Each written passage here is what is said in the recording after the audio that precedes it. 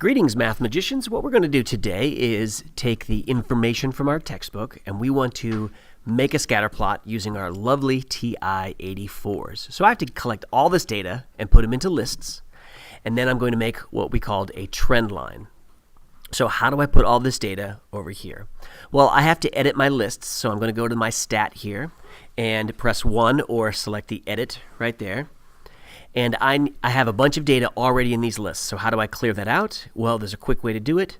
If you press the second and memory, notice the number 4 right here says clear all lists. So if you just press 4 and enter or return, then notice it's done. So when I go back into my stat and edit, my lists are cleared out.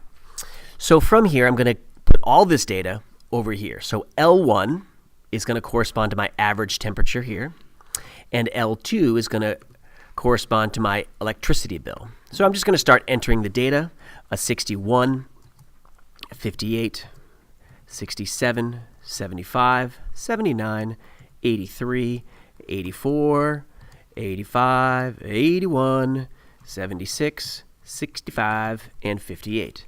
I know I got all the way through because 58 is my 12th term. And then I'm going to mouse over or click over to the second list and start entering in the 150 and going down. 150, 139, 172, 205, 170, 234, 255, 245, 210, 183, 132, 110. Now I'm just going to check my data, make sure it's good. I don't see any mistakes thus far, and I can just scroll up until I get to the top. And as it's going, I'm just checking my data. Go to L1, my data looks clean. So how do I graph this? Well, I can't just click into the graph because there's nothing there yet. So I have to tell the plot to get turned on. So I'm going to go up here to Stat Plot. And this right here tells me whether or not the graph is on. So right now it turns out it is on, but for you it probably wasn't. So I'm going to see here, if I were to mouse over left or right or scroll over, I can say turn it on. This here tells me that it's going to be a scatter plot. L1 is going to be my X value. L2 is going to be my Y value. Temperature versus the electricity bill. Now all I have to do is go to my graph to see it. The problem is the window's off kilter. I don't see any data because I'm outside where everything lives. So I'm going to go into my window here, and I need to figure out where my X's and Y's need to be. So the lowest my X goes, notice that it doesn't even go into the zeros. So I'm going to say maybe 50 degrees. That's the lowest it goes. But the X max, notice it goes up into the 80s. So to give some buffer, I'm going to go 90s. I'm going to count by tens. Next, my Y min. I don't even go under $100 for my bill here. So I'm just going to say 100 here. Max looks like it goes above 200. So I'll just throw some number down like 275. And I'm going to count by 25s.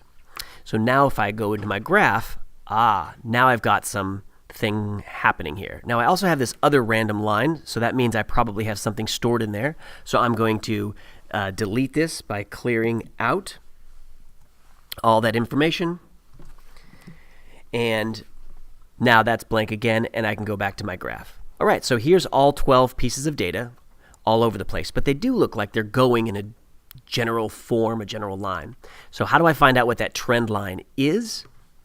Well, this is the magic of it all. We're going to go into Stat, and over here says Calc, so click over, and notice number 4 says LinReg.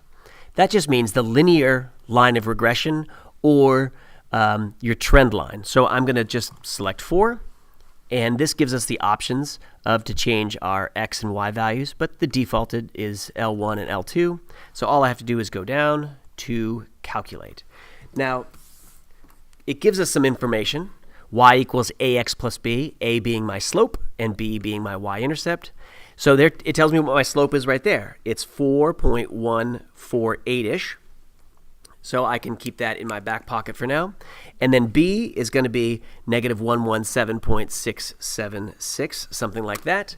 So I am going to take that information, I wrote it down, and I'm going to make it into a single line. So y equals, it already says here, my slope was 4.148 something or another. Now I have my x, and I'm going to subtract 117.76 or 676, something like that. And now when I go to the graph, notice the line fits very neatly through. So we see that our data is really close to that line, and we know what our slope is. So if we wanted to interpret things on this, we know that negative amounts of money, it looks like I'm doing $4 per degree or something like that. And there we have it. So this is our line of regression or trend line using our data. So we made a scatter plot. Then we were able to calculate the line of regression, and then we were able to plot that as well. Enjoy.